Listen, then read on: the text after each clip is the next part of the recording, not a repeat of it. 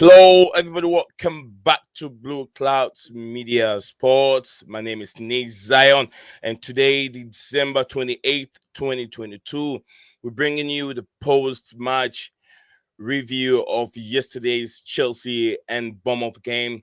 And also, we got lots of transfer news that we are going to talk about. We will talk about the Chelsea closing on for a Bennett Badiashile.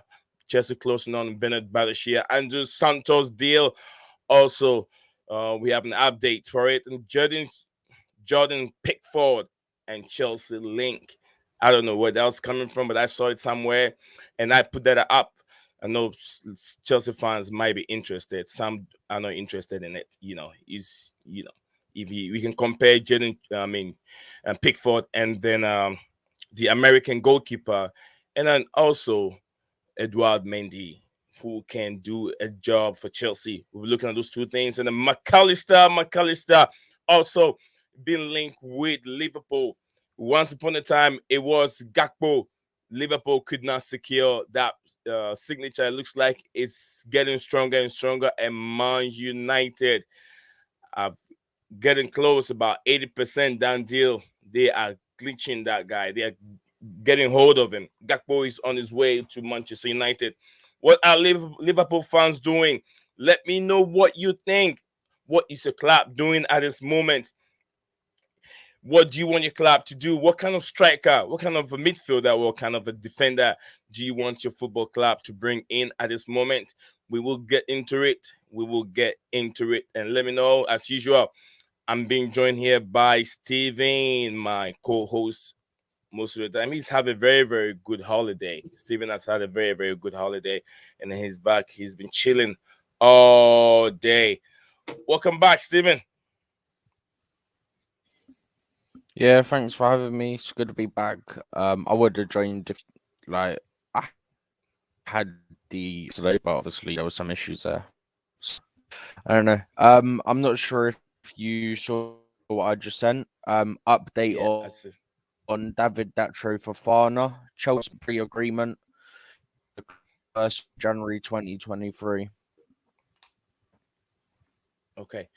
Yeah, we'll come to Fofana here in a minute. So, Steven, we're going to start with the big game yesterday, the return of the Premier League Boxing Day fixture. Yesterday, we saw Chelsea hosting Bournemouth, boogie team for Chelsea, a team that no matter what we expect Chelsea to beat.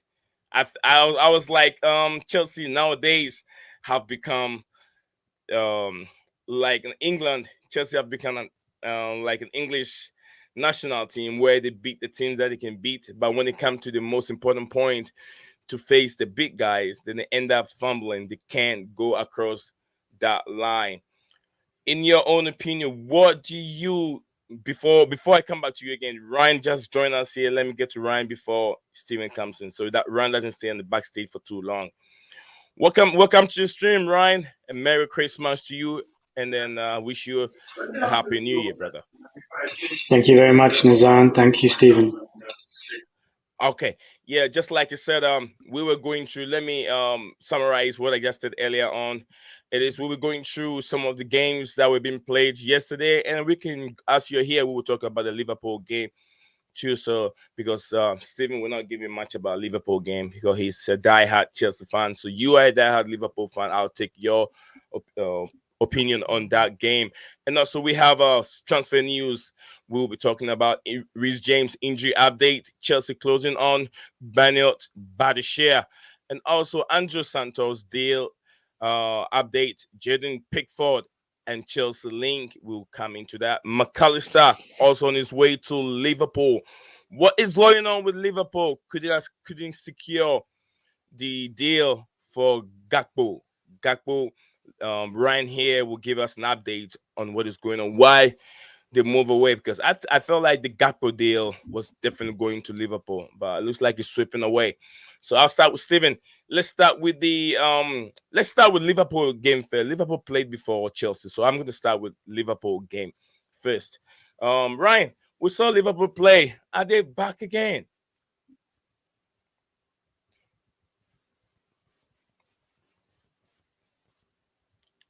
Can Ryan hear me? Sorry, Nazan, was that for me? Yeah, I was like, we saw Liverpool play before Chelsea, so we're gonna start Yeah, with yeah, Liverpool game first. And I'm sure. asking, is Liverpool back? Are we seeing the old days, the good days of Liverpool? 2 years ago, Liverpool. Is that what we're gonna see now again? I don't think we are at the same level as 2 years ago when we were competing for the league, winning the Premier League. But we've hit a good patch of form, which I predicted we would, after obviously a terrible start. We've now won 3 Premier League games in a row, and we're not conceding many goals. The defense looks tight and organised, and um, everyone knows we've got long-term injuries, Jota and Diaz, hence why the club have gone into the transfer market. I think realistically, we want to achieve the top 4 this season. That should be the aim, and then try to compete to win a trophy like the FA Cup or try to go deep in the Champions League. I think that's all realistically, as a Liverpool fan, the best you can hope for. But I'm very, very happy, with the win against Villa and our recent performances. Yeah, I think I was also very happy seeing Liverpool coming back to play. Coming back from the break and then winning as they did yesterday. Salah was on point, but my only problem is Darwin Nunez. Darwin Nunez is a very, very good player, but then he looks like he's not a finished article yet. It will take him quite some time before he can understand the English football and even understand how to finish, because he has some one-on-one chances and he has a chance to move forward and then look for the right angle and finish that ball. He just blasts the ball without precision, or blast the ball without aiming at the right angle to finish. So how can Liverpool fans are Liverpool fans having that patience with Darwin Nunez, Ryan? Yeah, I think definitely the manager and the ownership having patience with him. He's still a young player, and he's not the finished article by any means. You saw against Man City, Liverpool lost 3-2, but the number of times he got in behind with those fast runs, he beat the high line and the high block of Man City. So he's a dangerous striker. It's just he needs to improve his finishing if he wants to, progress to become an elite striker who can score 20, 30 goals a season. Right now, his strike conversion rate of chances to goals is pretty awful. But despite that, he scored something like 10 goals, I think, this season in all competitions. It's interesting as well with this signing Gakpo, the Dutch youngster, where he will fit in. Will he be playing as a wide man on the wing, or could he compete for that centre forward position through the middle with Nunez and Firmino? Depends on how Klopp views him in our system. Yeah, I think it's a good player in Darwin Nunez. He has the pace, he has the height, but just have to develop on his his finishing. But it is very frustrating when you're playing in the high league like the Premier League, and then day in day out these guys keep squandering these chances that he keep getting. So we'll see. We just pray that 90 million wouldn't come to waste, but then Liverpool will make. And this is what I also read. I read something yesterday has to do with how Liverpool go about with their dealings. If Liverpool doesn't sell a player big, it means that they're not going to go in for any big player with a big huge price tag. Is that what it is? It's just like how you guys sold money Coutinho, and then you invested big into money in other players. You sell that player, then you bring in Van Dijk. Is that what is going? Is that how Liverpool do their dealings? If you're looking historically, that's their financial approach. But I don't think that's just Liverpool. That's a lot of the big clubs in England and across Europe have that approach. They sell before they make massive expenditure to sign players. I still think with Liverpool, the midfield is the key area which needs to improve. And, we've spoken before in previous shows, Bellingham is Liverpool's top target. And Enzo Fernandez, who I'm sure you're going to talk about a little bit later, because, Chelsea have, unfortunately, from a Liverpool perspective, communicated very serious interest, and they're willing to meet his release clause. So, Liverpool, they sell before they buy. That's the pattern. That's their approach.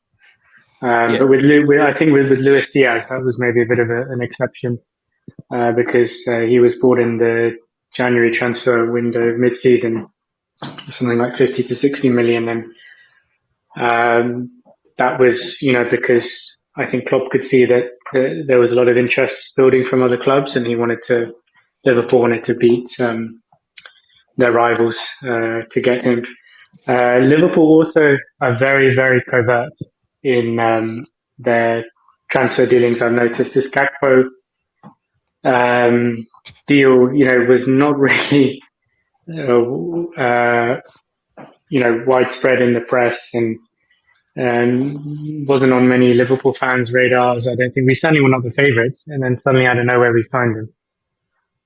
Liverpool are also quite incognito, I've noticed, in how they go about transfer dealings. Yeah, because I know what's his name? I just forgot his name. The player just mentioned his name not too long ago. Enzo Fernandez. Yeah, sorry about that.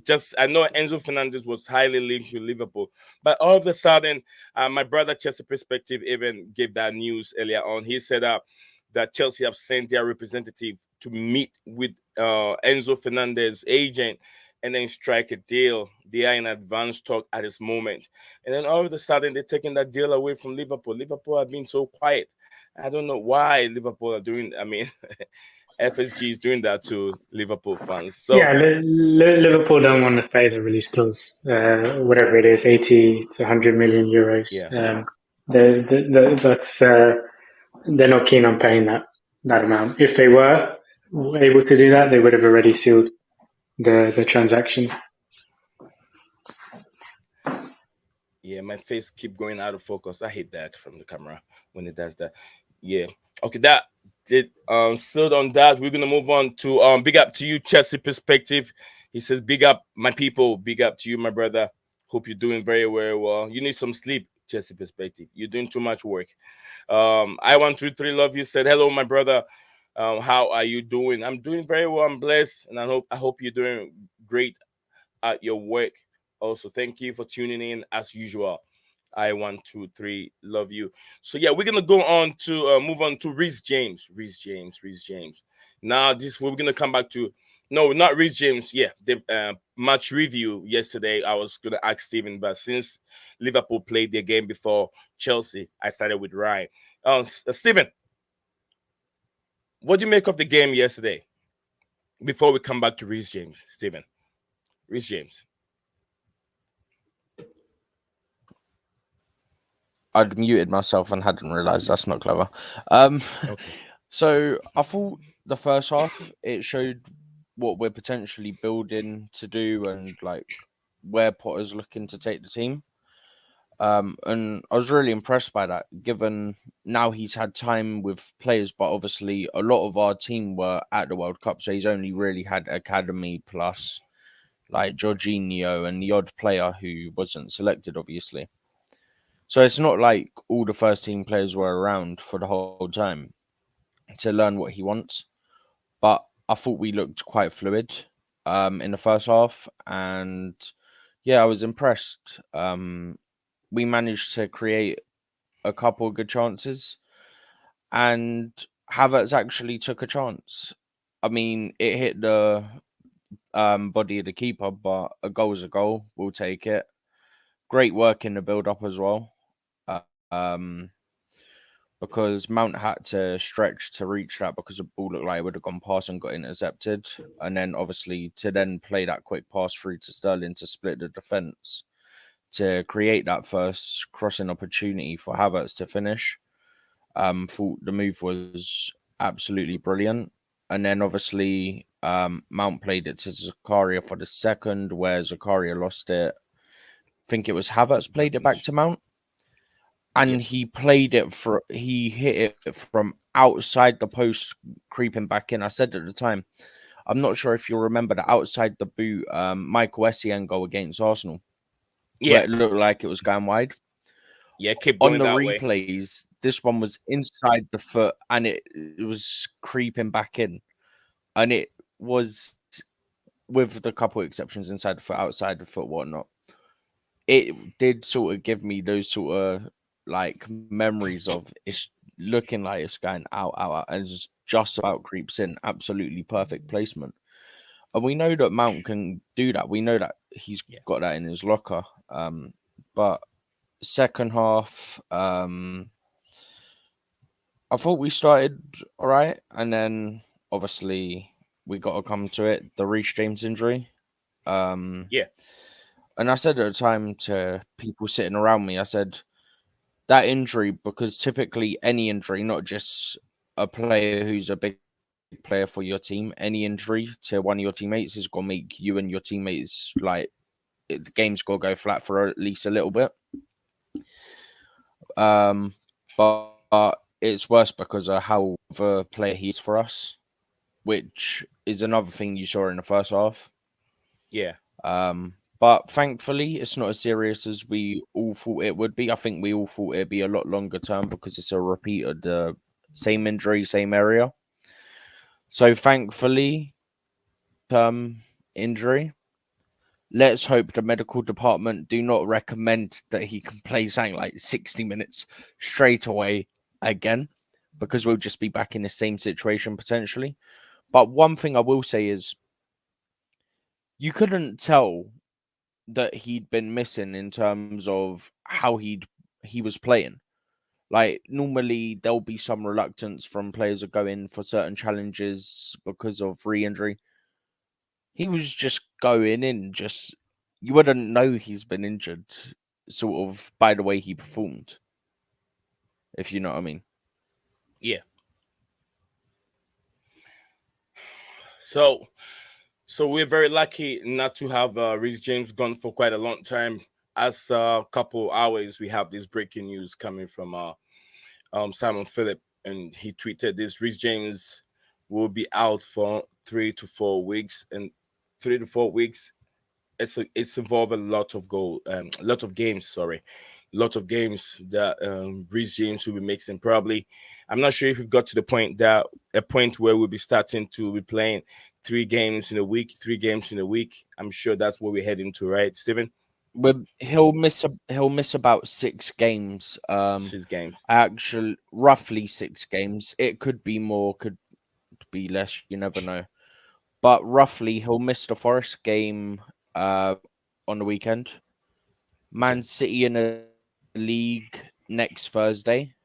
We got Liverpool too again, right? Obviously, is a disappointment. Yeah, so we got Forest on the weekend, City in the league midweek Thursday next week, City in the FA Cup that weekend, which, let's be honest, isn't going to be a miss not having Reece James. I don't think he would have played that necessarily anyway, just because he's coming back from injury anyway. Well, was coming back from injury. Then we got Fulham again. They're on good form, but do I think we'll miss Reece James? Not particularly for that one. Crystal Palace after that, and then Liverpool. So they're the 6 games he could miss. The worry, obviously, the City League game, the Liverpool League game, Fulham are on good form. Palace, I think we get by Fulham, even though they're in good form. I think we get by. Forest, I think we get by. I'm only worried about the league game against City and the Liverpool game, really. I'm not worried about the FA Cup because I think someone like Aspi would have potentially played that anyway. Yeah, So, there was. I think there wasn't the others we get by, but they're big. Yeah, there was an incident. I think in the 22nd minute where I'm not sure if it was Christian Pulisic. I'm not so sure of the minute, but Christian Pulisic. I think the 58th minute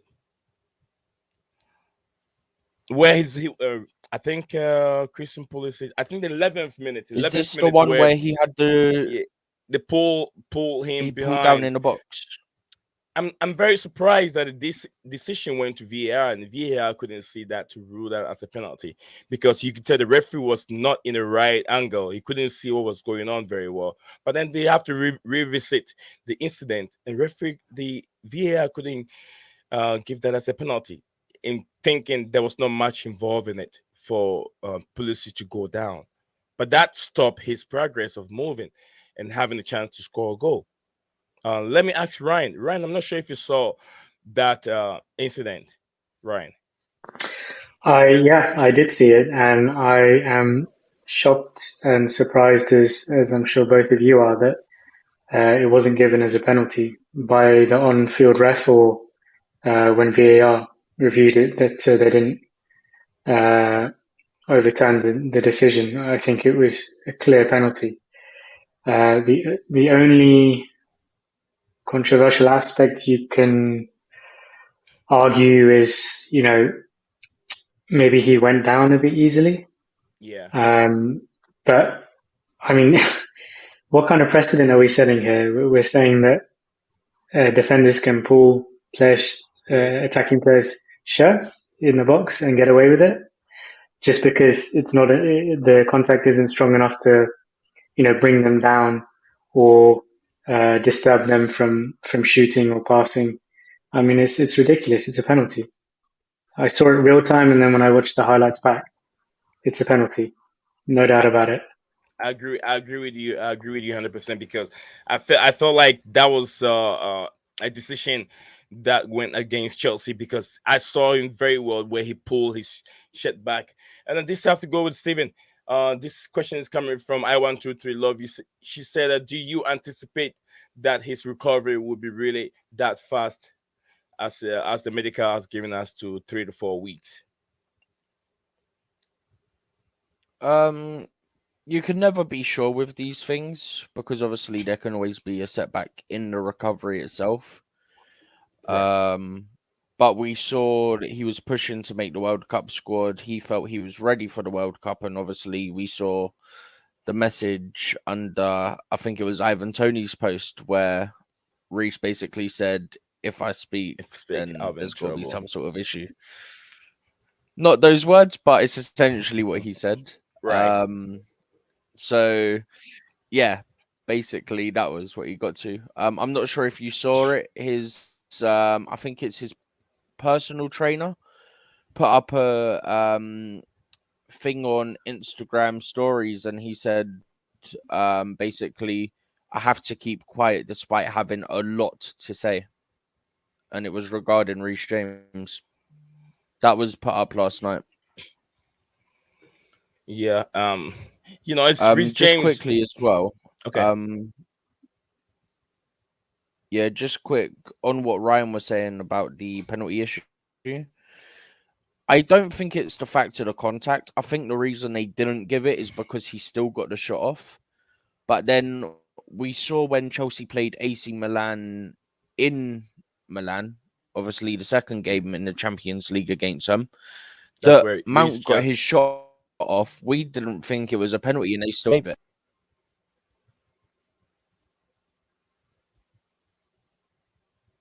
Okay.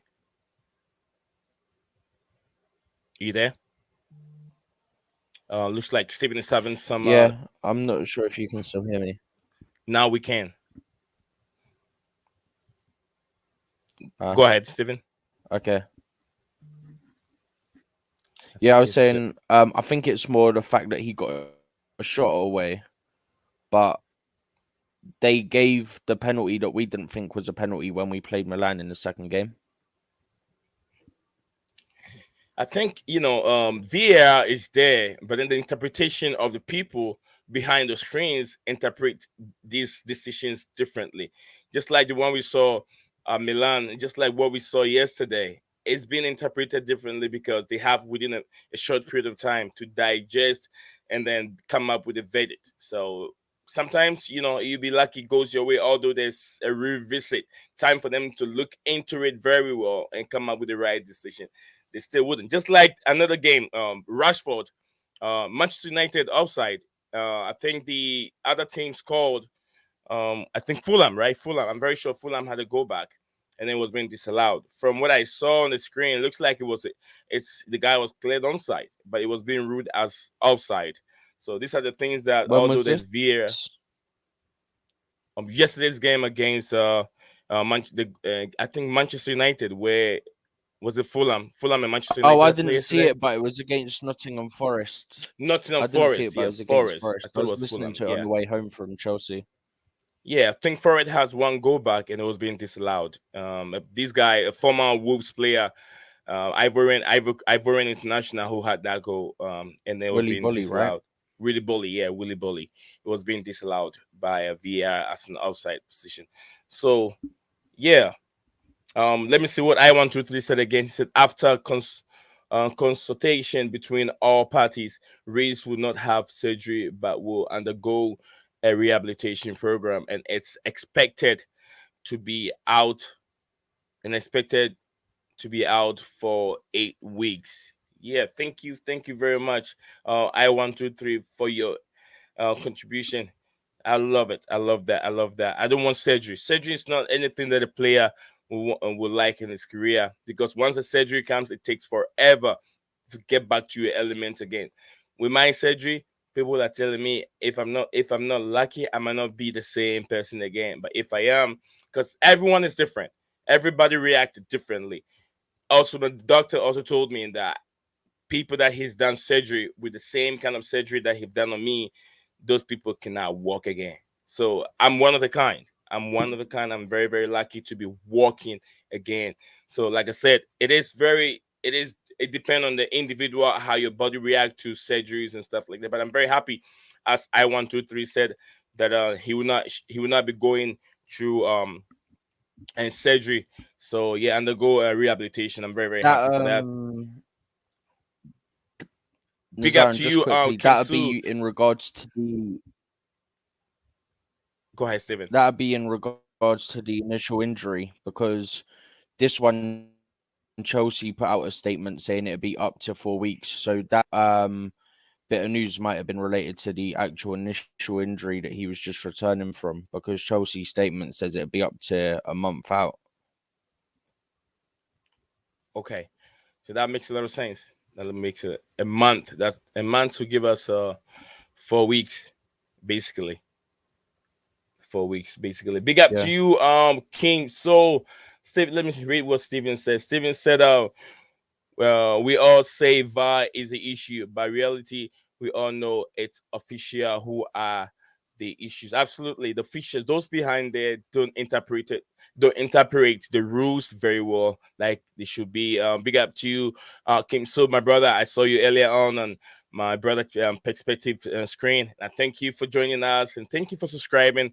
As I already know, my brother Chelsea Perspective sent you here. Like you said, go to and subscribe to Nizion's channel and tell him I sent you. So thank you for being part of the community. And let me know, you're always welcome if you want to be part of the panelists. You're always welcome. Inject your knowledge. No one knows everything. King So said Reece James should do the surgery. King So, can you let me know why you think he should go for surgery? Because surgery are not good, my brother. I've been through it. It's very difficult to recover from surgery. He would have been, if he has to go through surgery, he would have stayed probably about 2 months. It depends on the kind of surgery he's going through. And then 8 weeks, 8 weeks, yeah, that hurts. That's from Guna. Big up to you, Guna. He said 8 weeks. Yeah, not 8 weeks, 4 weeks, right, Steven? 4 weeks, Four, 3 to 4 weeks. It's not 8 weeks, The eight brother. weeks It's was the 8 weeks was the initial injury. But I can see where the confusion, because if you put like Reece James injury, then it'll come up with the old ones as well. But yeah, the club put out a statement saying it'd be up to a month. So yeah. Yeah, King So said Dumfries won't be a backup though. Want to know why King So said that? I have two questions that I'm asking Dumfries. I mean King So to give us why he wants Reece to have a surgery, and then Dumfries won't be a backup. Let me know your reason why you said that. I123 said that. So 8 weeks means out for 2 months. Although we need him badly, we don't want to rush him back too soon as he needs to heal completely. I agree, 100%. A surgery is better because it will avoid the same recurring injury. No, King, so surgery is not what you Not want. necessarily. Yeah, I'll tell you, surgery is not, it's not the best because if you've listened to if you've followed Eden Hazard's injury, and what he's going through surgery after surgery. Doctor even said if he go for another surgery again, that would be the end of his career. So they tried to avoid the last injury that he had and went through a rehabilitation program. So surgery is not good if you're an athlete. It's not good at all. It Surgery is, they're taking a lot of stuff away from your body, but if you rehabilitation is doing a little exercise, some soft exercise, swimming and doing some running in the water to make your body heal naturally. Steven is a physio guy. He's getting close to be a physio guy. He can give an update on those two things, surgery and then the rehabilitation. Steven, maybe Ryan also might have an idea of it. So let Steven come into it. Steven, educate us on those things. Yeah, surgery is not always a guarantee. Like, okay, it could minimize the risk, but it's no guarantee. So if you look at it as, say somebody's done, I don't know, ACL tear, they need to graft to do the ligament again. Depends where you go. Sometimes they can get it right in terms of the grafting and you won't have issues. Sometimes they do too much, so it's not loose, so don't have the stability. Sometimes it can be too tight, I think was what my lecturers also said. So that also restricts you as well. So surgery is not always the best option. If you remember rightly, Ben Chilwell last season, the way we went about it was initially we did rehab and then we evaluated him a couple months later and then it was decided okay he needs surgery at this point because they wanted to try rehab to avoid the surgery situation because they probably felt that the rehab was the better outcome, and then obviously surgery is last resort. You never want surgery to be the first option. Yeah, I'll tell you the truth. King So and then just a perspective. I'll tell you guys with experience. I went for my MRI. The third time I had my CT scan, the doctors looked at me very well, trying to find out another option, and he told me surgery shouldn't be my next option. It's not good. If you're an athlete, every surgeon will tell you surgery is not the best option. Once they cut you up, take some of your bones away and put something else there, it takes forever. And I'm very sure that Reece is coming from surgery. Is he not coming from surgery? No, he didn't have it. He didn't have a surgery. Okay. So even he didn't have a No. surgery, but those that have gone through surgery will tell you it's not the best situation to heal that best. Like they said, everyone is different. It could be that Reece can recover very well, and it could be it could damage him, and then it would take forever for him to heal. So, like I said, my doctor told me surgery is not the best option for me now because I went back for so many scan, and then he said for what he's saying now, he doesn't think surgery should be the option for me. So he's giving me lots of months for my body to heal naturally. And then I have some videos that I sent Steven. Some of the guys know I've seen it. I had to be in very huge things like a water bath where there's a treadmill.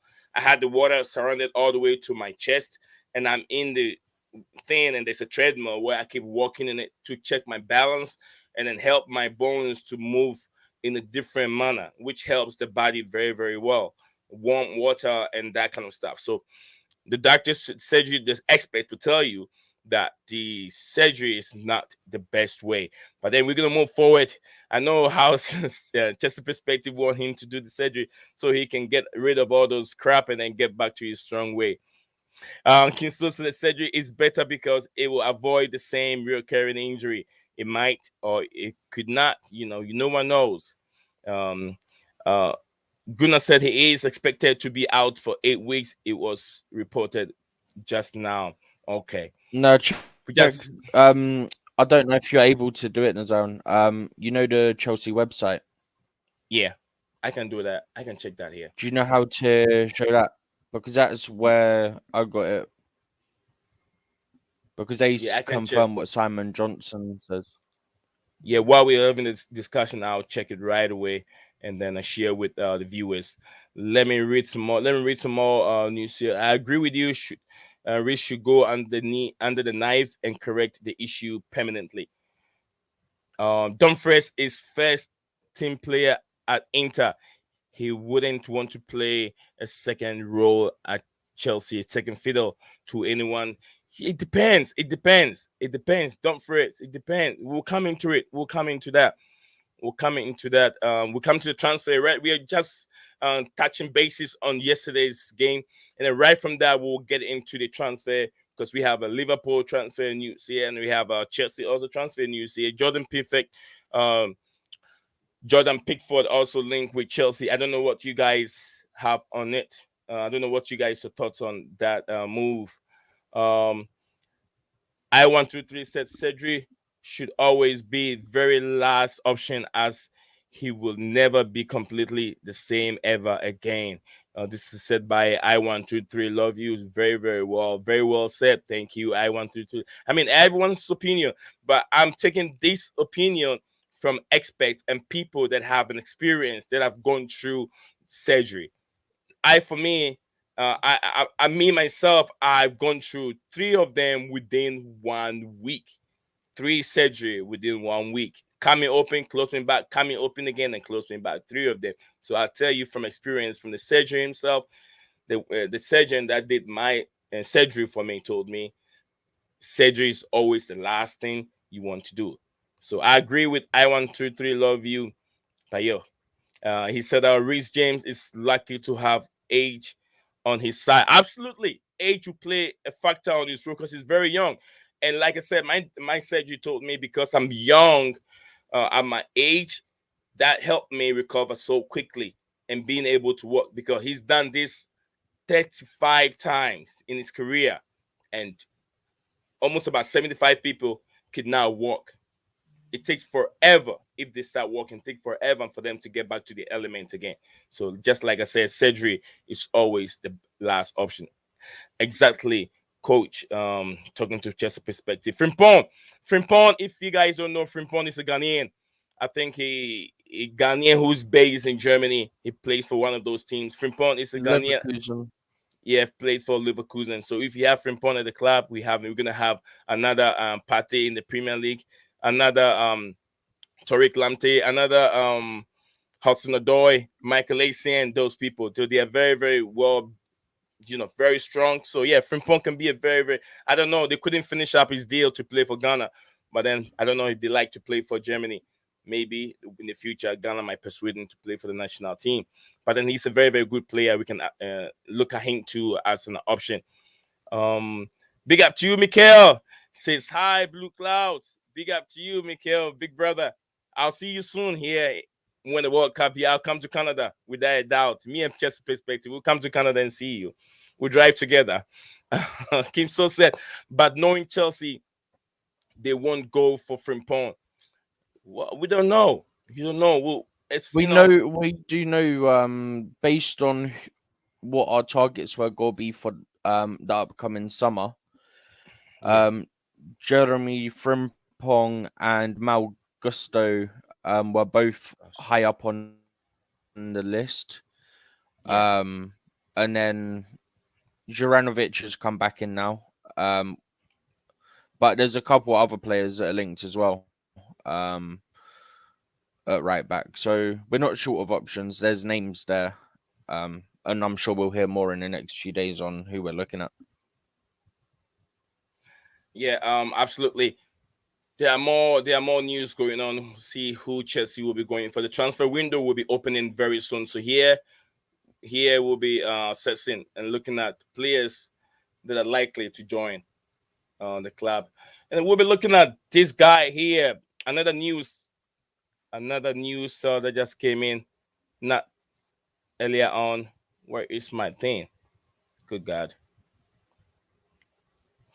Okay, we're looking at this duo, and as it's being reported here, Chelsea are ready to revive their interest in Celtic right back, Jospi Jovanovic. Also, as the waiting news for Reece James. Declan Rice, and then also they'll be looking for this player, and it's likely that they will be getting these two players to the club at the same time. Steven, how can Chelsea looking up to these two players and bringing them to the club at the same time?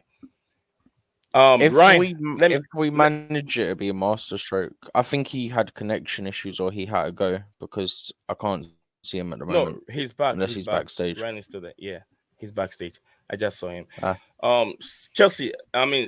Just say Chelsea. Right, and Steven, how do we see Chelsea making this deal? Reported by credible journalists that Chelsea are looking forward to bring these two players to the club.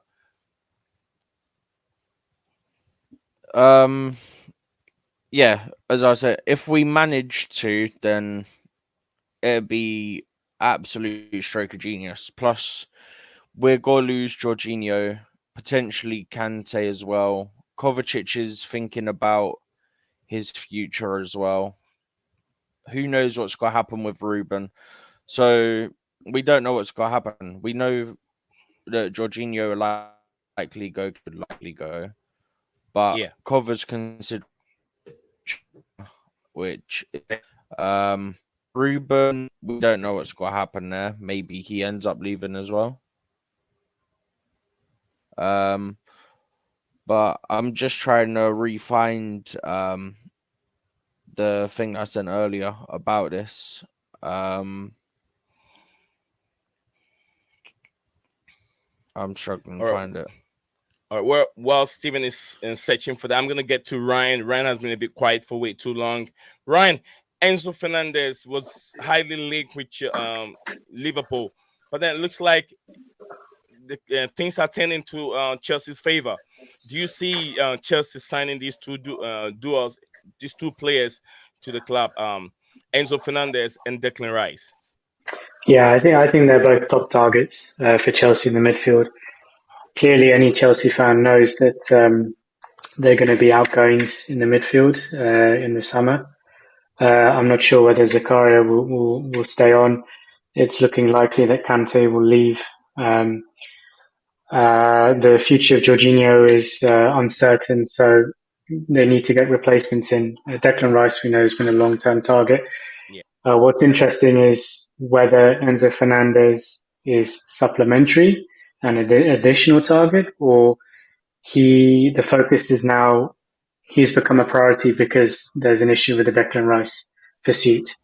That aspect, I'm not sure. Maybe the viewers have a better insight, or Stephen do, about that. But I think a midfield of Enzo and Declan Rice would be brilliant for the long-term future of Chelsea.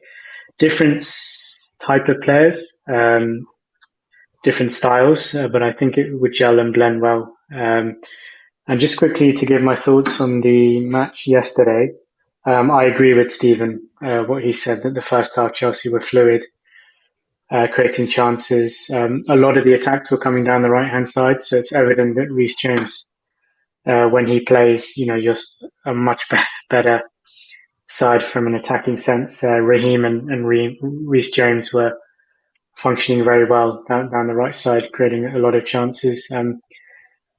And yeah, second half it went very flat after he got subbed off, but you were 2-0 in front, and Bournemouth missed the trick a bit, I felt, because they took Kiefer Moore off.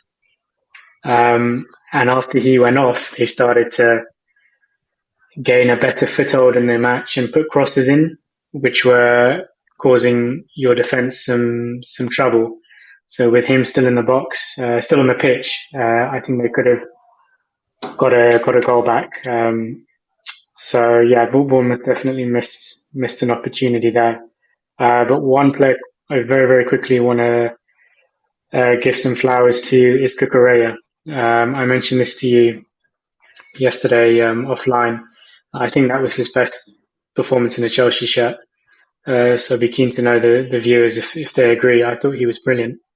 Um, he, it's not the same Cucurella from Brighton where, he bombs forward and can beat his opposing fullback and put dangerous crosses in the box. What I liked about his performance yesterday is he's had so much criticism this season, his first season at Chelsea, of just being positionally all over the place, not tracking defenders, not staying goal side to a winger or an attacking opponent. But yesterday he was very defensively disciplined, and I just felt he knew what his job was. So I think the break has helped him a lot. And both of Chelsea's goals, very precise movements, like Steven said. The first goal, Raheem Sterling's cross, just put it on a plate for Havertz. And the goal from Mount was just so precise, that outside of the foot, bending it in. It's just beautiful. And you got to give this guy more respect, man. It's just like he can do things that most top Premier League players cannot do. That finish was so good. It's just class, absolute class. Yeah, I agree with you. But yesterday there was an argument on whether Reece James was supposed to start the game or not. There was an argument there, and I said Reece James was not supposed to start a game of that magnitude since he hasn't played in any high competitive game. So Yeah, I don't know just what you think. thanks. Just to I think Stephen mentioned this as well, isn't he? That his personal coach, Ryan, give me a minute. Give me a minute. I'll come back to you. I don't want to ignore the my viewers out there. I want them to know that I was just letting the panelists flow a little bit, and I'll be coming to the messages, and the comments. Sorry. Let me read a little bit. And I'll come to Ryan, please. I apologize. Dumfries also had an injury, if I recall. So Chelsea should find an injury-free right back. This is coming from Mikael, big brother. He said Dumfries have an injury, so we have to check into that. I imagine Frimpong and Sterling. Oh, Frimpong and Sterling. Great. They'll be great pair. Ryan Sterling, he's not, he hasn't been finishing well. It's something that we have to look into it. Why he's not performing very well. We got 9 people viewing at this moment. It keeps frustrating going up and down. We got 10 of us who are watching. So do us a favor, if you haven't subscribed, and if you have, do us a favor, just we're more likes. It should be more likes on the channel, and that will help the channel to grow, because your contribution helps this platform to grow, so we can be able to stream more and bring you more latest news and have more discussions and be able to have fun. We're having fun over here. Gunnar said that Fofana you just signed is a baller. I watch him here in Norway since he came to Molde, and he was way too good for the league.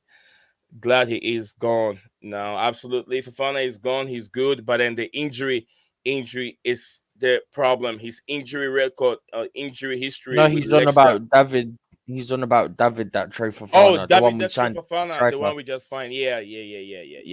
Absolutely. I even forgot the Fofana guy is coming from Norway. Yeah, I even forgot, since I haven't really seen him playing very well for us, so it didn't click in my head. Thank you, Gunnar. Thank you very much. Yeah, David did show Fofana. I watched certain clips on him, but you cannot base, you cannot have that little clips and say, okay, he's gonna excel in the Premier League. It will need time. Just like we all don't know what Chelsea are going to do with him. Is going on loan, or is he staying with the club and land? So we hope to see what will happen.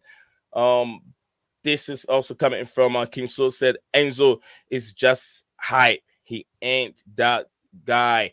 Yeah, also another thing that I want to say based on what Kim So just said, we don't have to assess players based on this World Cup. If you want to assess them based on the club level, then I'll say, yeah, you're right. But if you want to assess them based on this the World Cup competition, I would say no, because looking at the Switzerland team alone, how many good players or world class players we have? That we have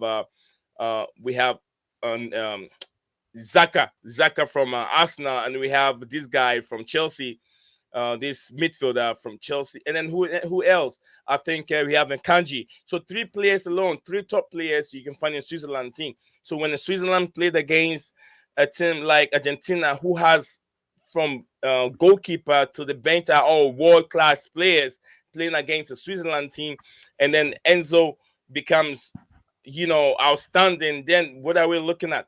Is that how we're assessing these players? But I agree with what Kinso is saying here. We have to be very careful on how we're hyping some of these players before we bring them to the club, and then they don't end up and being successful. Just like we saw with Timo Werner. Timo Werner in the German Bundesliga, he could score from every angle, even in the middle of the pitch, he could score from there. But what happened to Timo Werner when he came to the Premier League? Couldn't see. The Premier League is a different animal. We have to understand that. Chelsea Perspective said that will be some spending given the quoted price for these players. That's a lot. Look at Declan Rice price tag. Enzo, we're talking about 120 million to the club. A lot of money spent. But like I said earlier on, I tweeted this.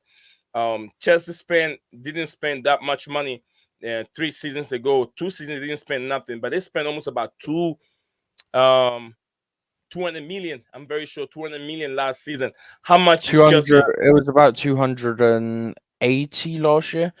I think it was the record for the most spent in the window. So I don't I know know how it was much Chelsea. definitely a club record. Yeah, I'm not sure how much Chelsea is going to spend this window. We hope to see. Chelsea Perspective said, "Oh, big up to you, Mikhail, another big brother. Oh, I have more. Jesus Christ, they keep coming. Rice is Declan Rice is coming to us now. Hell no, Declan Rice have no relationship with us now. What are you talking about, Gunnar? Don't get me angry over here.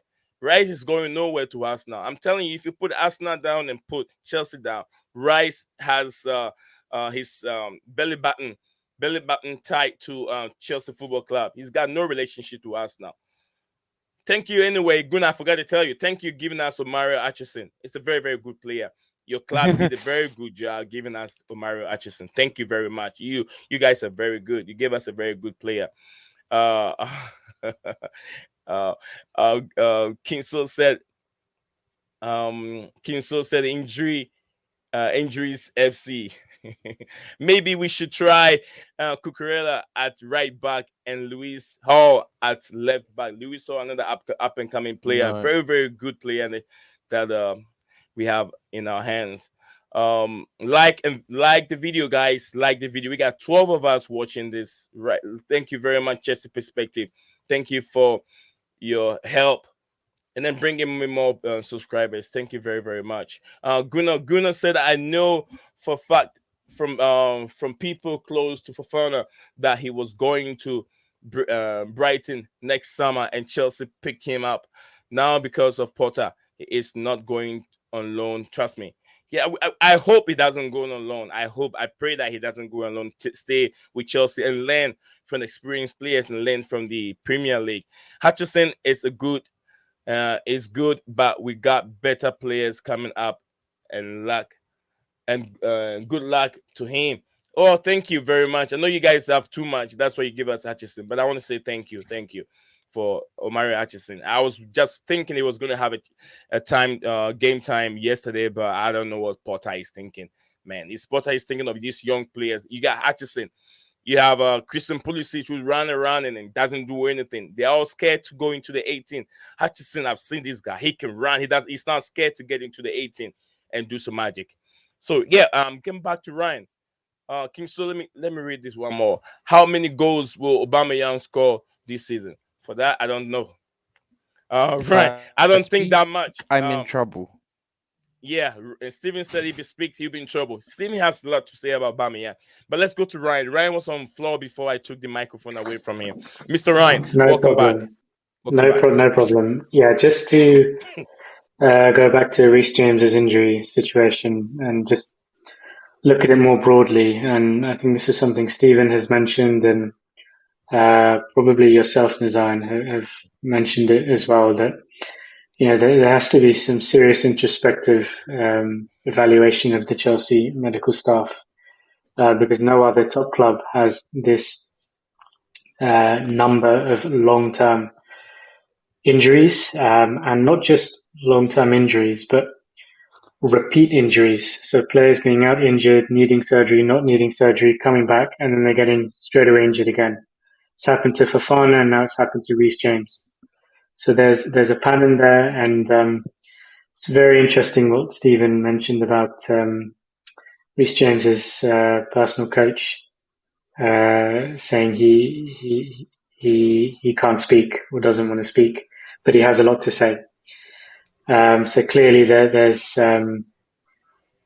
things happening behind the scenes. Maybe there's conflict between these the personal coaches and the medical specialists and the doctors. So there needs to be, I think, it's just a thorough look at what happens in the medical area at Chelsea because it's too many injuries, and it's not all. It's again, I'm not an expert, and maybe Stephen or someone else can speak more about this, but players go through conditioning and they build core strength, and it's to aid them in their performance, but also there's a preventative dimension to it as well. Preventing from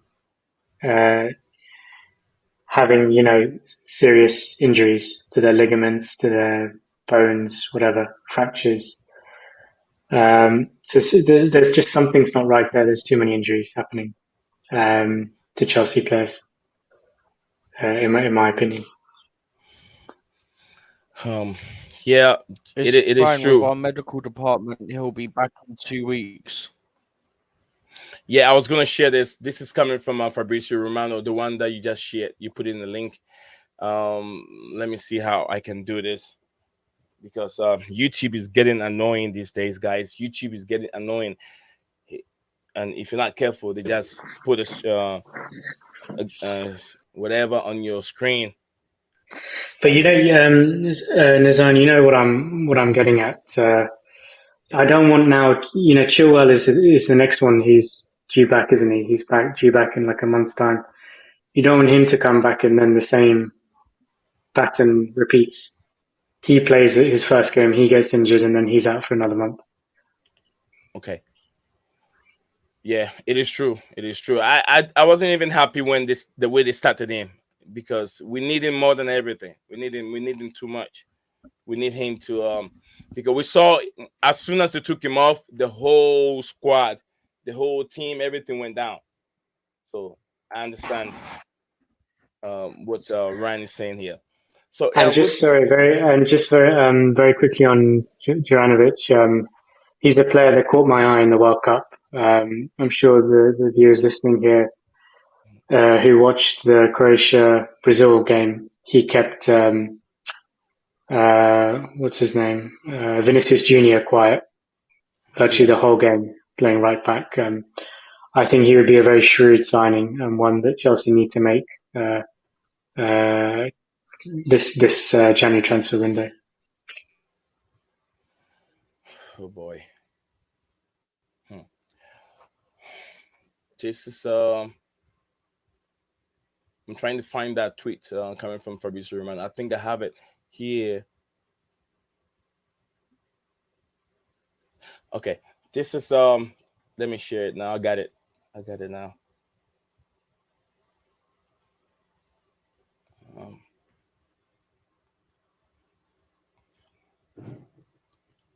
I gotta zoom that in. So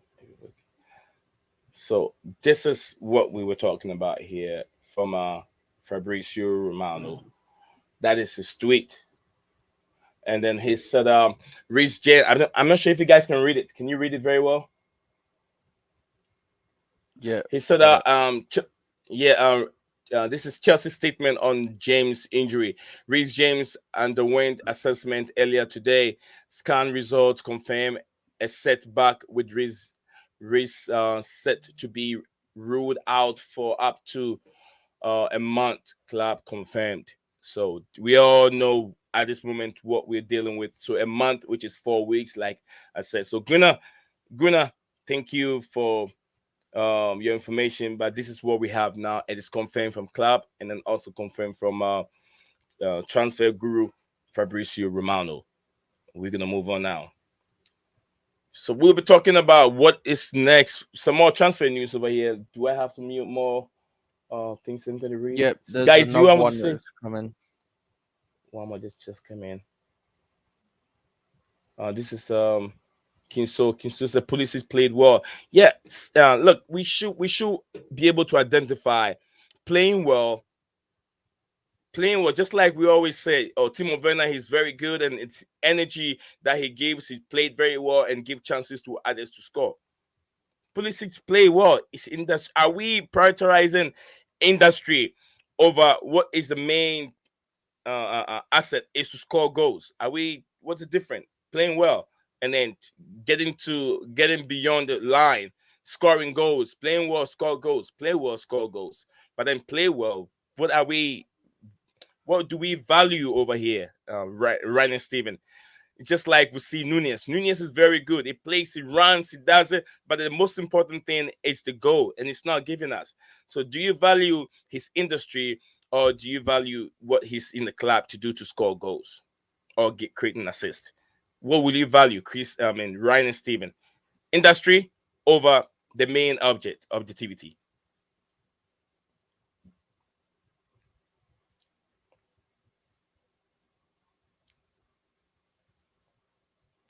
Steven. Yeah. What did you say? Um, Sorry. I was just I'm checking in on something. That's all. okay. So I missed what you said. I was saying. Kim Sul said Pulisic played very well, and I was like, what are we valuing over here? Industry or just his objectivity? His work rate? Is he here to just play well? Is he here to score goals? Give us goals, and we're not getting goals from him. But then we saw his industry. So what are we valuing for Christian Pulisic at this moment? I mean, my issue with him is you've got two Christian Pulisic's, right? You probably know exactly where I'm going with this. You got the one that plays for America. You got the one that plays for Chelsea. If he can bring the one that plays for America over to the one that plays for Chelsea, we might have something after how many years? 3 years. 3 years, I It's guess. probably something like that. Yeah. Okay. This club is cursed anyways. Crap. The season. Yep.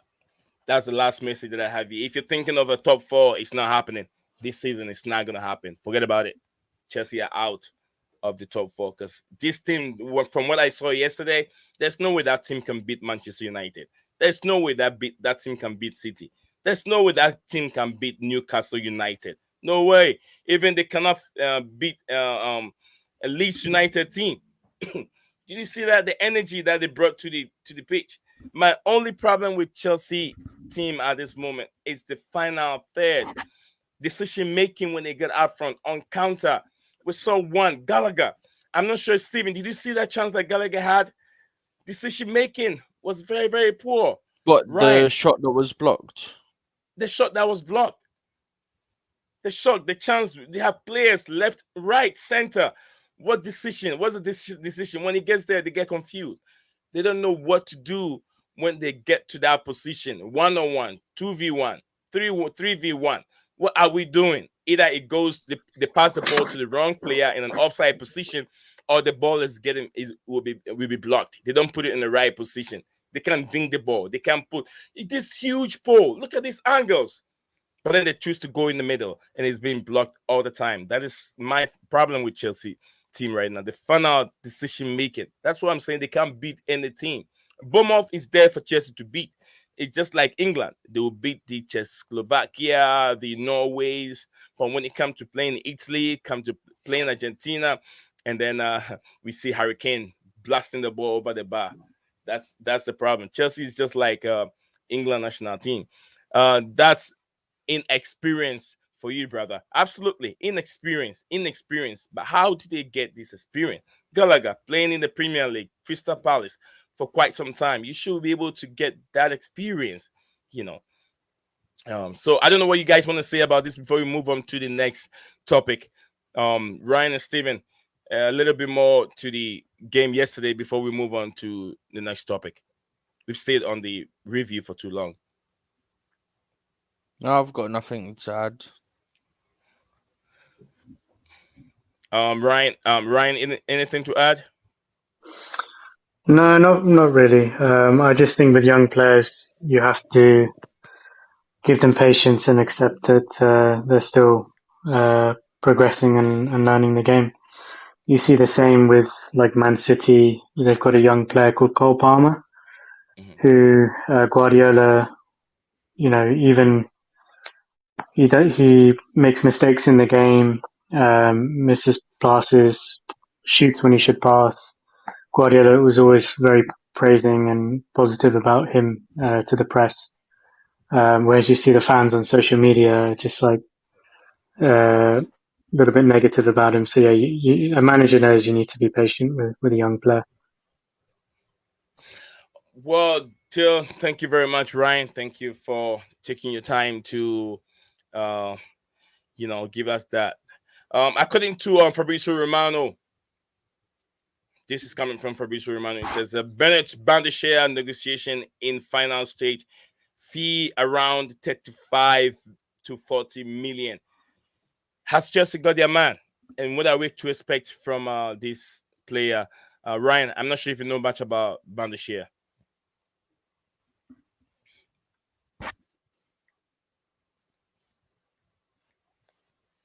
Ryan, do you know much about this player?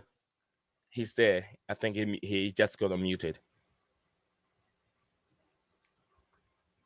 Maybe Ryan is not ready. I'll go to Steven. Steven, what do you make of this deal? I can't see him on my screen. Oh, he's a backstage. Go ahead, Brian. Yeah, sorry guys, I got which one's that? The one that Chelsea signed, Fofana? Yeah. Badiashile. No, Badiashile. Badiashile. Oh, Badiashile. No, Badiashile. People have two different pronunciation for it. Badiashile, Badiashile, and then Badiashile. Benoit, Badiashile.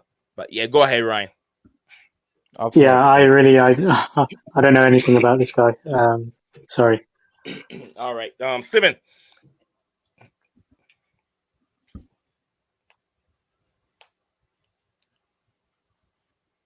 Steven, are you there? Yeah, I'm here, yeah. I've not seen much, just I don't watch a lot of French football. But I've heard mixed things. I've heard some people saying it'd be good for us, and I've heard others saying it's not gonna be good for us. And I'm just sat there thinking, right, this hasn't really helped.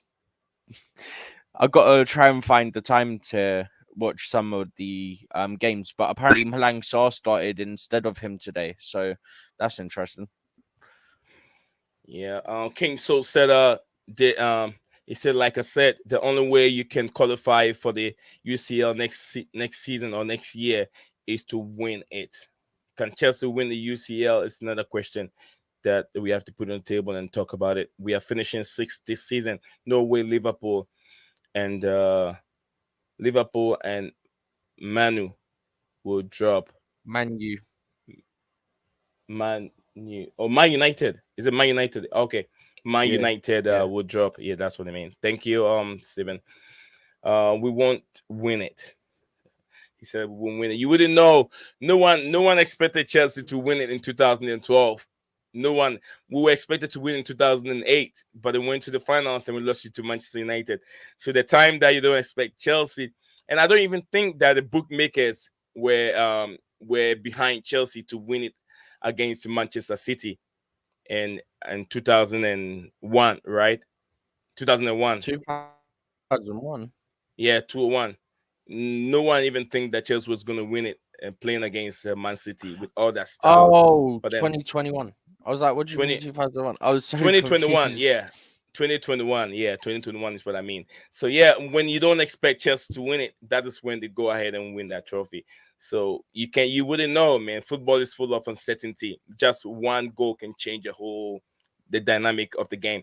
So yeah, Chelsea looking like this guy. We need defense. We need defenders. Because Thiago Silva, I saw a little bit. He was holding his tie a little bit, and this guy cannot play 2 games in a week. At least one game. It depends on the distance, the distance between in a week, and we can have Thiago Silva. But then having him all week will be very, very difficult for Thiago Silva, considering his age. And then we have to manage him very well because of experience. We need him in those big, big games, like the Cities and Liverpools and the Champions League games. That's when we're going to need more of Thiago Silva. So yeah, the deal for Benoit Badiashile, Shell, it will be a very, very good for Chelsea Football Club. I'm very happy for Todd Bowley and his consortium. They're doing a very, very good job, in my opinion. Steven, what do you make of the owners so far with dealings?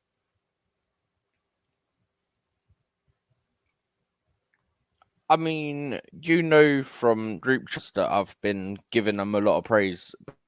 because I've always maintained that I'll love Roman for did club. We're working differently now. We're getting deals done ahead of time. We're getting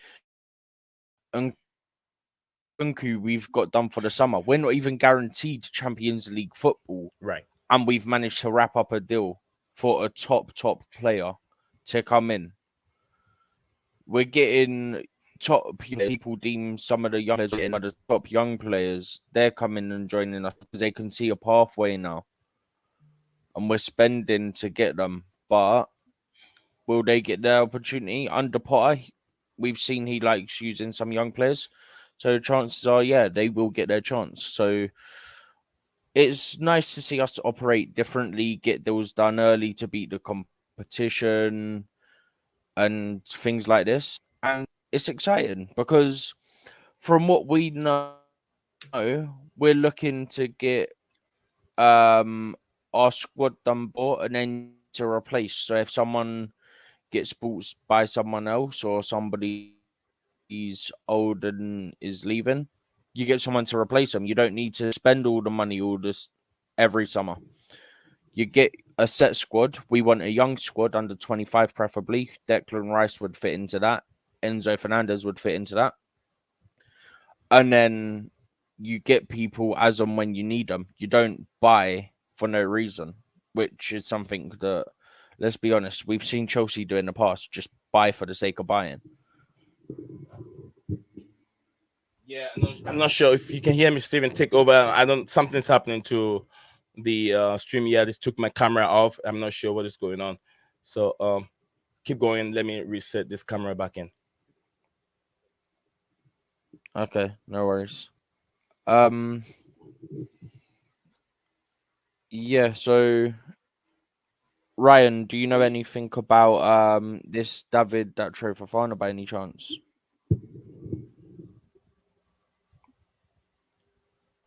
Yeah, again, I've limited knowledge of him. I know he's comes with a very, very strong reputation,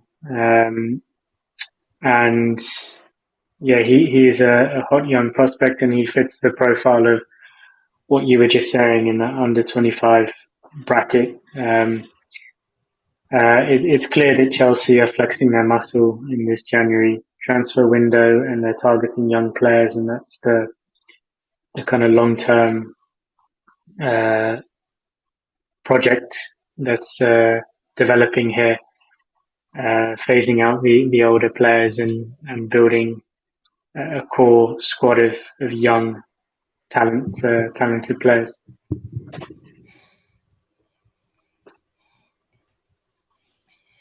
Yeah. The other thing, whilst we were live, we got update. I see Zion's back now. Yeah.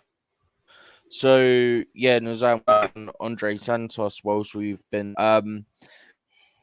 so his teammates at Vasco tied him up at training by looks of it, like as like a joke to stop him leaving. But apparently he has to travel this Thursday because in he's the order one to do his about. medical tests. Mhm. If he does not get his visa, below active.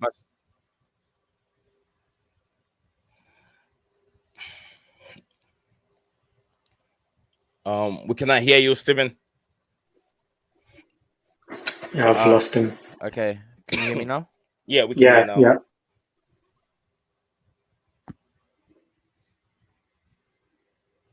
No, you're out Okay, again, Stephen. so yeah, if you can hear today to do his medical, if he does not get a visa, this thing is terrible, man. I'll reconnect.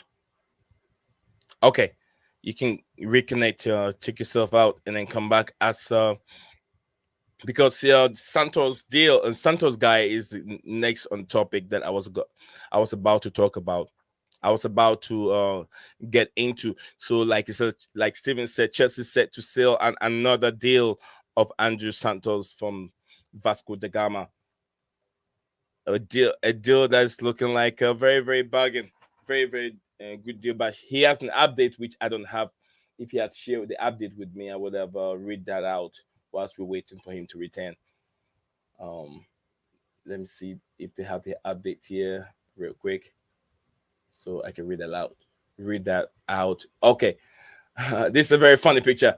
A very funny picture. I would like to share with you guys. Very, very, very funny picture, and you guys want to see it. Yeah, I'll share this real quick with everyone here. Let me share that real quick.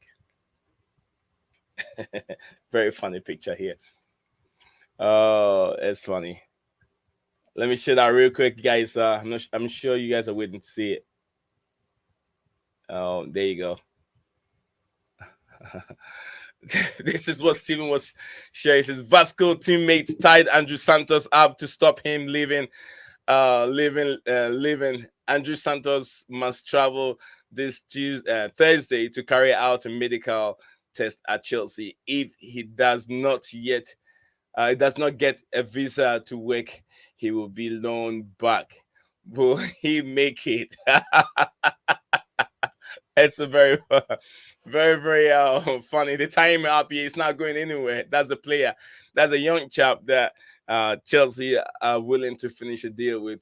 So it's very funny. I'm gonna tweet that very soon.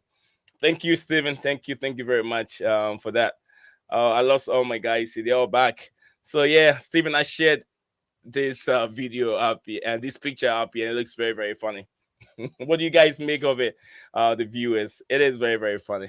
They tie him up. So what? They don't want him to move. It's just a little joke amongst friends, isn't it? Like, Yeah, it is what it is. That's funny. Oh, I'd love goodness. to know how they managed to get this picture out onto socials, though. Who posted it? Yeah, I'm gonna post that too. I'll get that post and then throw it out there. I'm sure a lot of people will be excited to see this picture, and they will retweet it. Okay, that's just by the way. So yeah, it's very funny.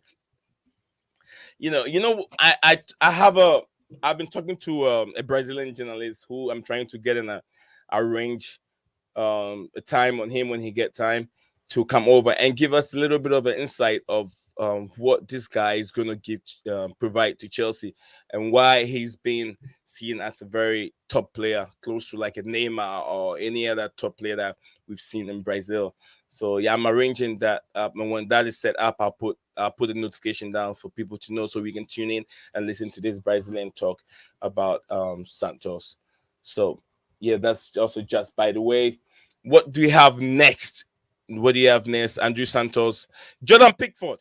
Guys, Jordan Pickford has been linked with Chelsea. Chelsea interested in signing Everton Jordan Pickford. I'm start with Ryan. Ryan, what do you make of this news? Is it just clickbait or what is it clickbaiting? It's hard to say, really. I think Chelsea can Listen, I think Jordan Pickford's a good goalkeeper. He's obviously England's number one. But I think Chelsea should be recruiting someone with a bit more pedigree. We're talking about a team that's won the Champions League 2 years ago. So, and clearly these rumours have come about because of, we discussed this in the last stream. Yeah. Mendy's discussions with Chelsea about a contract extension have been complicated because they can't agree on a salary. Currently, I think Kepa, who is the second goalkeeper, is earning more than Mendy, so there's some wage dispute there.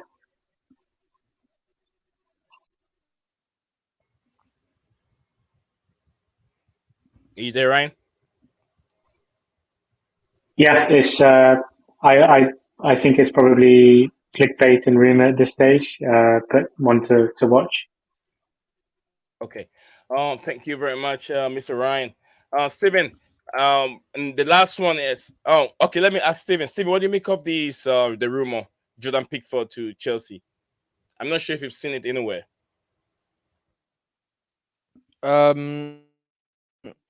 So in terms of Pickford, I read earlier that his contract talks with Everton have stalled. Mm-hmm. Chelsea have looked at him. Whether that amounts to anything, I'm not sure. But he is someone that we have had a look at. England's number one with his little T-Rex arms.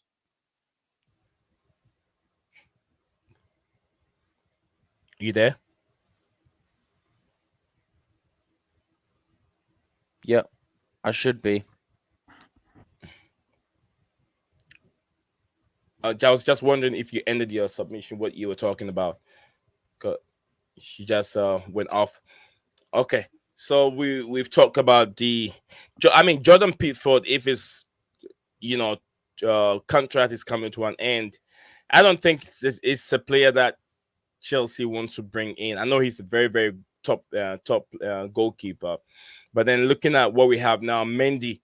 If I said like I said earlier on, and one of my subsequent streams that I did, Mendy is looking like Mendy will be leaving January. So they want to bring in an experienced player who can put in the competition, who can compete with Arisa Balaga.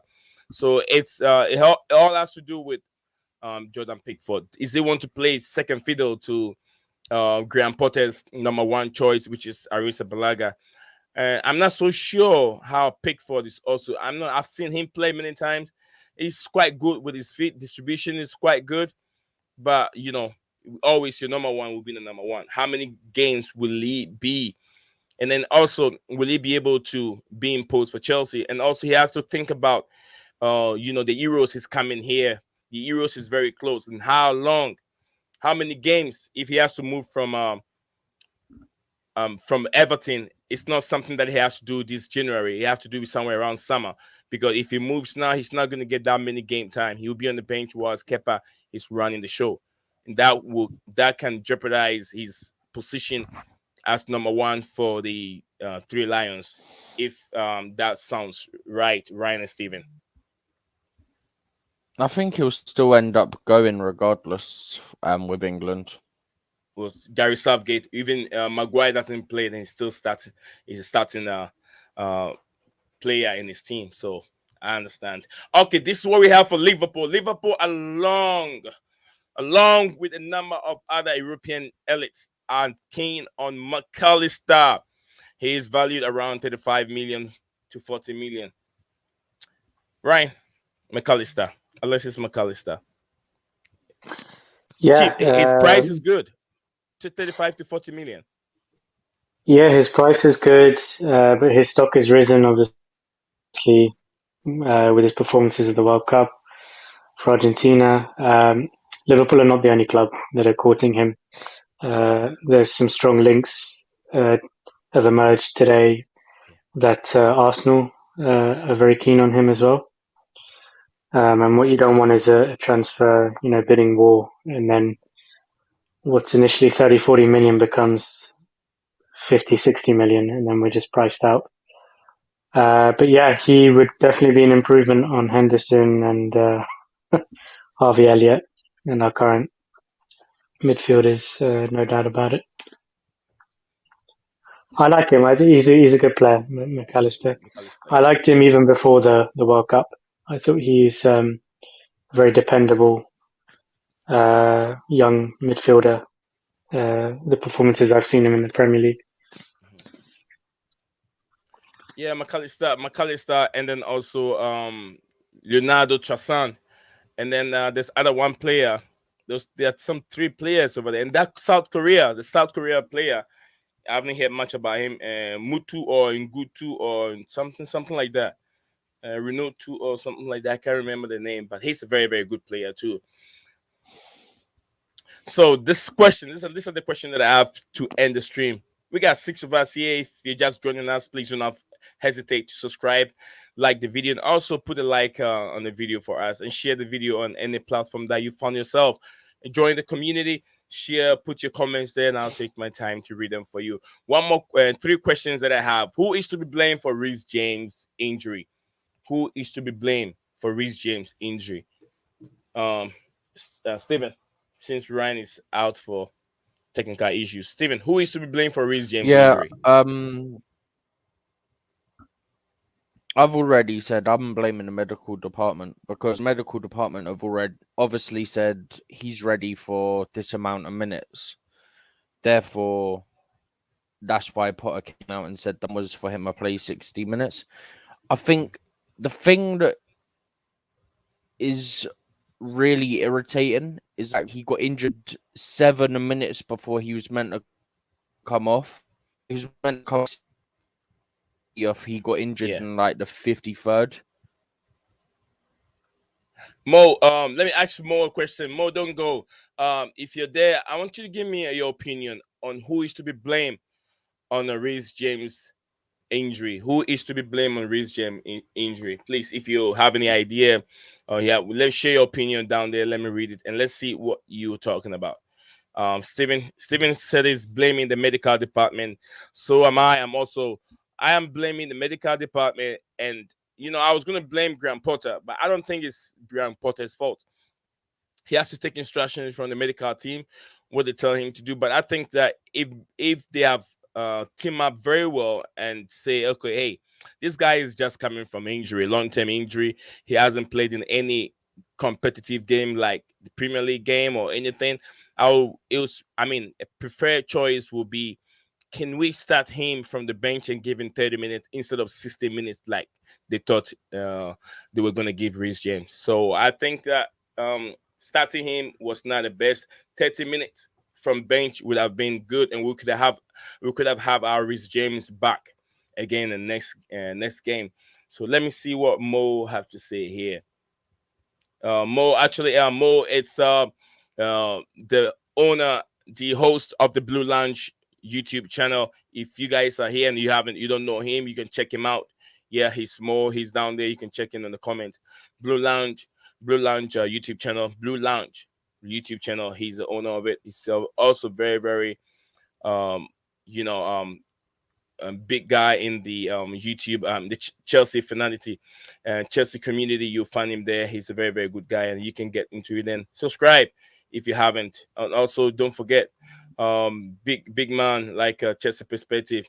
Also, thank you all. Thank you everyone that has helped me out. Mo, Chelsea Perspective, and everyone. So big up to you all. Let me hear what he has to say. He says Potter should not have played him more than 45 minutes. Absolutely, just like I said, not more than 45 minutes. He should have started from the bench, not starting him. They intend to give him 60 minutes, like Potter said. Comment, and don't forget to subscribe if you are new to the channel. Thank you very much, Stephen. Thank you very much. And Mo said he was right to play him, but he gave him too much time on the pitch. Absolutely, he has a right to play him, just like I said, because he takes the information from the medical department. They gave him the chance to say, hey, this guy is ready to go, so play him. But he should have also think as a professional coach and a manager. He should knows that if a player hasn't played in high competitive matches or games like that, you don't want to start a player because they're coming from everybody. Reece James wants to impress.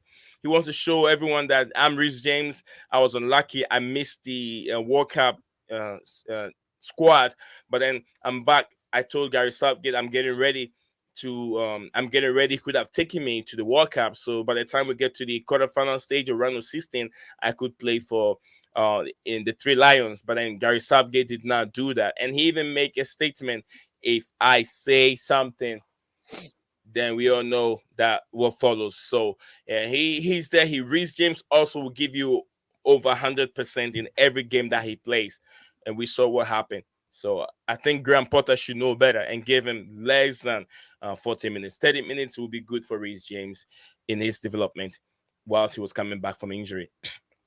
So Stephen, you're done with that, right? That question. Yep.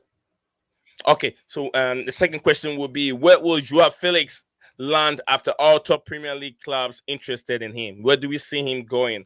Chelsea, Liverpool, Man United, or Manchester City? Where do we see Joao Felix landing by the or whilst all these clubs are interested in him? Mo, what do you think? Are you interested in Joao Felix? Mo, Stephen, what do you think? I'm not sure because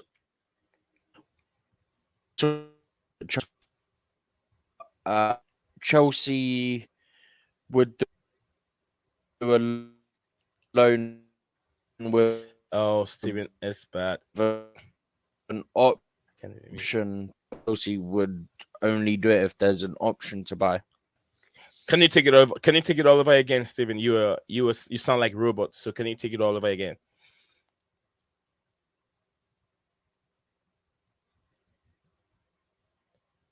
Can you hear me? I think he's back. He's having some technical difficulties.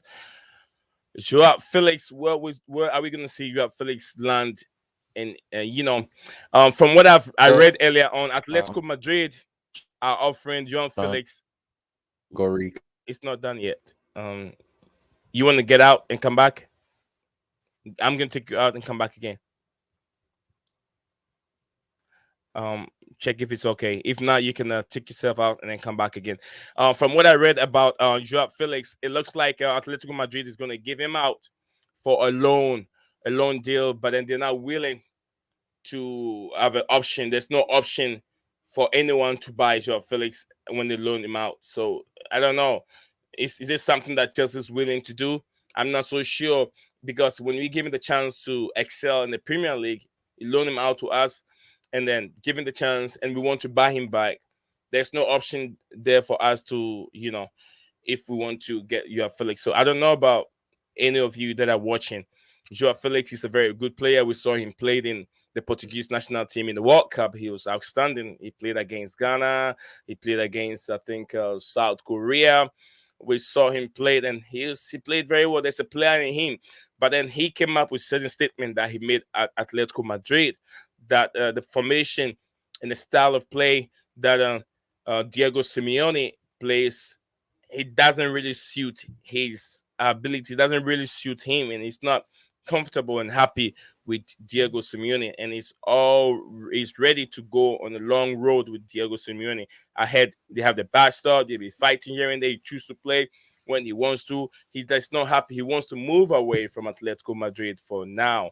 Stephen, you were on the floor talking about. We couldn't understand you very well. We are still on your Felix. Yeah. Can you hear me right now? Perfect. Oh boy, Okay. we'll be talking for a long time. So apparently want an obligation to buy in a loan deal, whereas Chelsea only want an option to buy in a loan deal. So if Chelsea will go get him, it have to become an option on Atletico's side of things. But I'm not sure if Atletico will do that.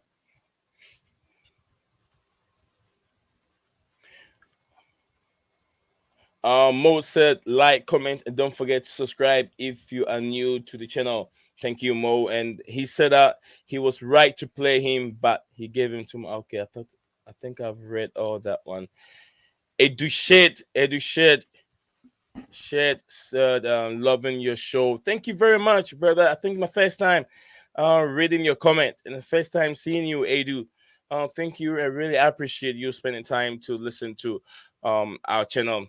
We're about to end this stream. We've been streaming for over an hour, 36 minutes. So it looks like you're joining the party a bit late, but it's always not too late to be late. It's better than none. You still made it, and then you're helping giving me a like. So also keep your bell notification icon active, so when I go live next time, you can get a notification from me.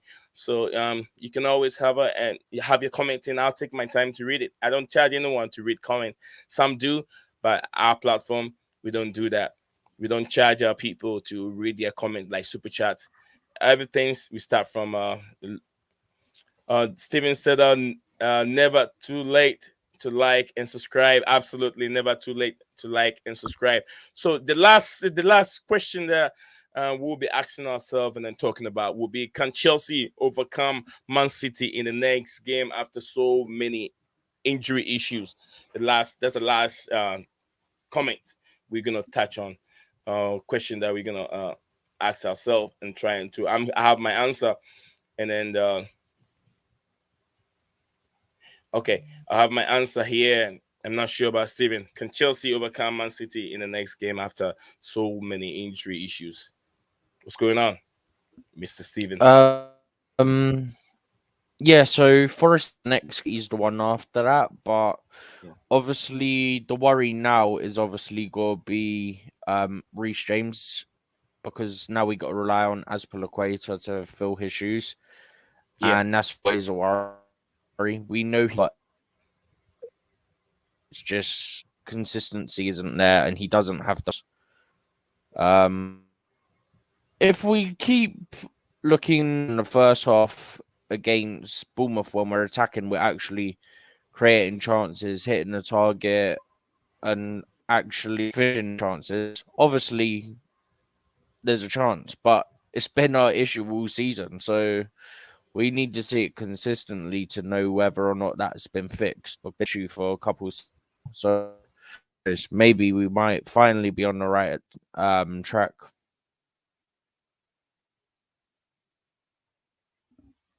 Okay.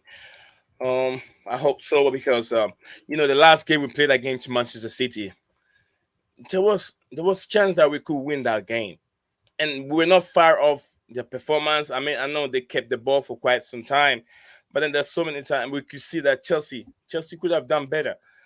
They're not far off. From look at what we see from Arsenal, and still City are below us now, so it means that we can catch up. But I don't see. Do you see Chelsea in the top four? And Steven, do you see Chelsea in the top four by the end of the season?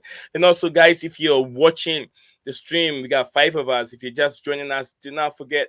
I have lots of news updates that I always put on my platform on Twitter.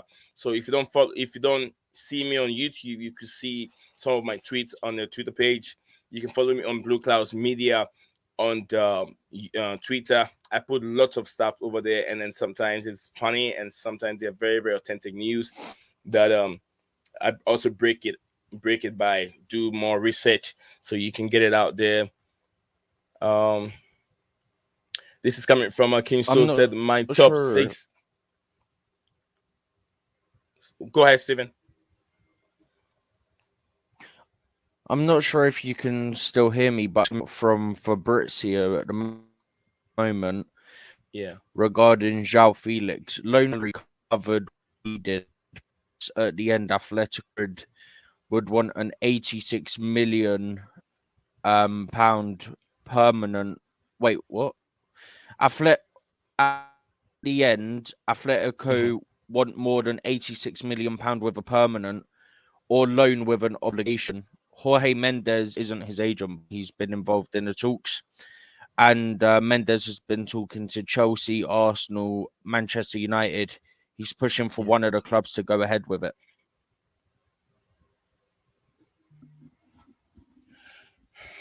Shit, man. That makes a lot of sense. 80 million if you want to buy him outright, right? 80 million. And I think Atletico paid 120, right? 120 million for your Felix. 120, 130, something around that price, yeah. Yeah, that's a lot of money. They've taken a loss over there. But then his player hasn't really played. He doesn't like the style of football that Atletico Madrid is playing. But will this guy fit the Premier League? Which we all don't know. But what did you say the loan fee would be again? Because you were going in and out. The loan fee would be again for Atletico Madrid. Joao Felix. I didn't know it. I'm not sure any of. Yeah, I hadn't seen any fee for a loan would be. But I don't know for now. Somebody reported 9 million for a loan. Wow. Yeah.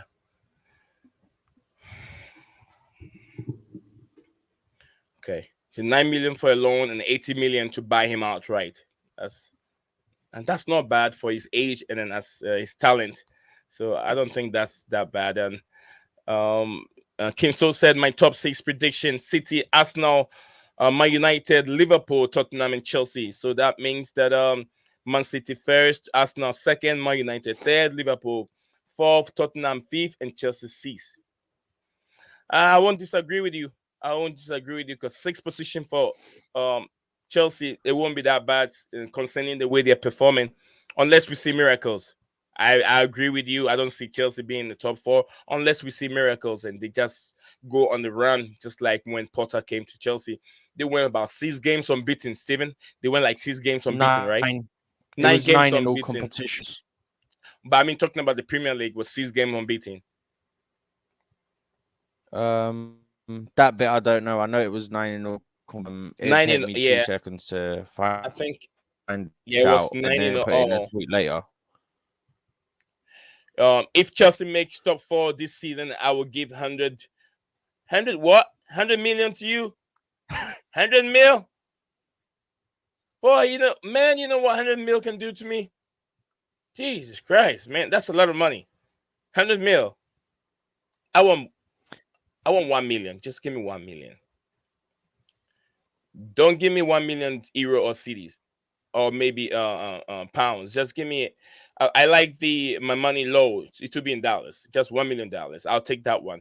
Big up to you. I'm not sure I can't say the first name very well, but I'll say Joel. Big up to you, Joel. It's Pedro Porro is the best replacement for Reece James. Pedro Porro. I'll write this name down so I can make a little research on this player. He said Pedro. Yeah, I mentioned him in one of my messages in a group chat earlier. If you want to make it easier for yourself. Okay, then I'll look. Thank you very much, Joel. I really appreciate. This is what I'm looking for. Like I said, you guys even know more that even I sit over here. I do a lot of research, but I haven't come across this guy's name, Pedro Porro. And just like my co-host said, he put it in the chat. So I'll look into that, and I'll look at more statistics and how he plays, and then we can have a discussion over here next time when I come live. Kim So, brother, I really appreciate your energy and then your help out. You are a football guru. Miracle don't exist for Chelsea. It is true. We've seen a lot of players that comes in and they don't get that luck at Chelsea. Miracle don't exist for Chelsea.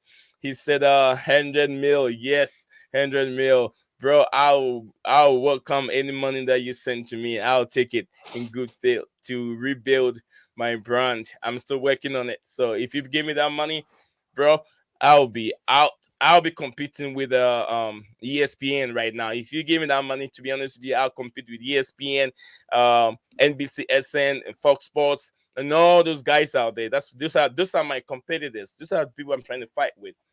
So once I get the money, I'll be fighting with. I'll hire the best journalists. I'll hire Fabrizio Romano to work for me. What's his name? All the guys. Maybe Gary Southgate can be my analyst. on my platform. He will analyze the games every weekend for me. So that's what 100 million. I'm gonna use that 100 million for. I'm hiring all those top guys to work for me. Gary Southgate, Fabrizio Romano, maybe Thomas Tuchel. I'll get him to be a pundit on my show. All these guys should be working for me. So yeah, King So, I'll welcome that money. Bring it in. Thank you. And I hope Chelsea get top four. Chelsea get top four, bro. I'll be expecting that money. Thank you very much. So yeah, guys, thank you very, very much. Thank you for my co-host, Steven. Steven, I'll just say his first name, Steven. And then thank you for my second co-host, which is Ryan. Ryan have difficulties with his connection. Thank you for all the guys that have tuned in. Thank you for King Soul. Thank you for Joel who joined in, another good brother. Don't hate to like the video. Steven Edushed, another brother said I've commented before. Absolutely, probably I couldn't remember. But then I have some few more streams, and I'm gonna make some of you mod on my platform, moderators on this platform, because you have to keep consistency. Let's keep consistency. Big up to you, my big brothers. Big one out there. Chelsea perspective. Love you, brother. Mo, big up to you. Love you too. You guys enjoy your Merry Christmas, and I wish you a prosperous New Year. Hope your New Year dreams come to pass. And also, Gona, thank you for coming in and then contributing to the show. You guys are all wonderful, and I cannot leave this stream without saying Mikael and my great viewer, what's her name? I123 love you. Thank you for always being there and helping with the stream and engaging with the viewers and also liking. I123 love you. Thank you very much, and I hope you have a wonderful day wherever you are. I'm sure I've mentioned almost everyone that came in today. Steven, is there anything you want to say before we bring the stream to an end? Steve-O.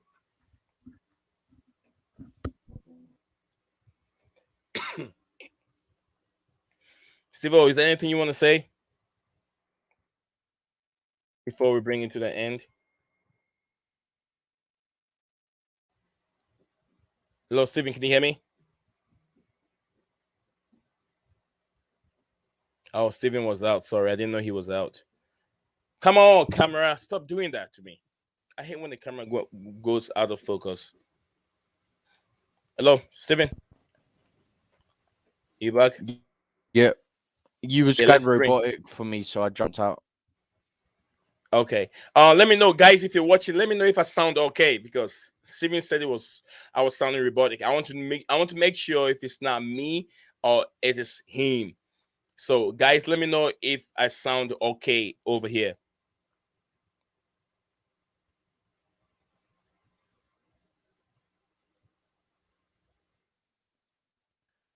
Steven, go ahead and let's bring the stream to an end. Let's bring the stream to an end.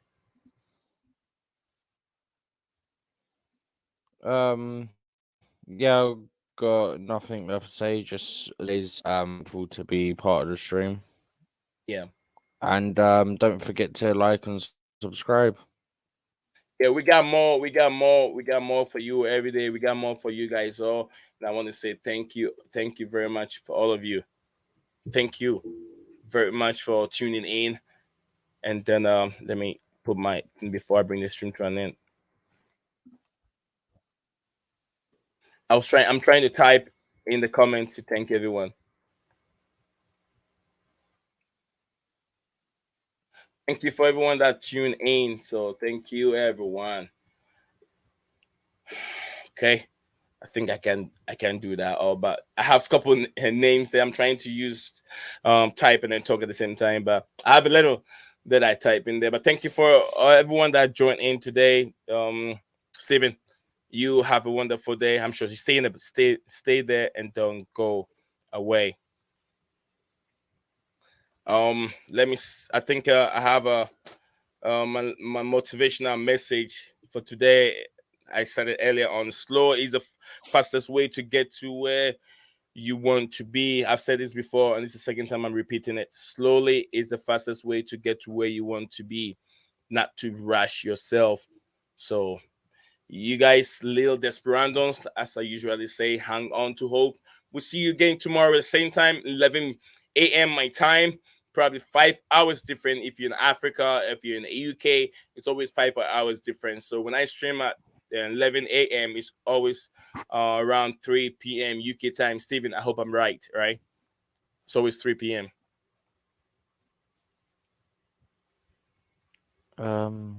Sounds right. Yeah. I think it's 4 p.m. It's always 4 p.m. And so if it's 3:11, that give 12, 1, 2, 3, 4. Yeah, it's always 4 p.m. And I know the UK time and then the African time always the same. So these two, these are the time that I used to stream in African time and also the UK time. So stay tuned in. Stay tuned for my streams all the time. Thank you very much again. Like I said, Leo Desperandons, hang on to hope. We'll see you again. Enjoy my Christmas message for all of you.